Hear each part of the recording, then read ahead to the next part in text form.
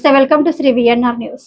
అన్నమయ్య జిల్లా కలెక్టర్ నిశాంత్ కుమార్ మంగళవారం పీలేరు, కేవీపల్లి మండలాల్లో విస్తృతంగా పర్యటించి జలధార పనులు, ఉద్యాన పంటల సాగుపై క్షేత్రస్థాయిలో పరిశీలించారు. మామిడి తోటలను పరిశీలించి మామిడి కాయలకు కవర్ల వల్ల కలిగే లాభాలను రైతుల నుంచి కలెక్టర్ నిశాంత్ కుమార్ తెలుసుకున్నారు. టమాటా సాగు, ఇతర పంటల సేంద్రియ వ్యవసాయంపై చేపట్టాలని రైతులకు సూచించారు. అడవిపల్లి రిజర్వాయర్ పనులను పరిశీలించి పనులు వేగవంతంగా జరిగే విధంగా పలు సూచనలు చేశారు. వర్షపు నీటిని నిల్వ చేసే విధంగా జలధార పనులు చేపడుతున్నామని, ఇది అందరి బాధ్యత అని సమిష్టిగా ఈ పథకాన్ని ముందుకు తీసుకోవాలని అధికారులు ప్రజాప్రతినిధులకు సూచించారు. పనులలో బాధ్యత ఉండాలని, నిర్లక్ష్యం ఉంటే చర్యలు అప్పటికప్పుడే ఉంటాయని తెలిపారు.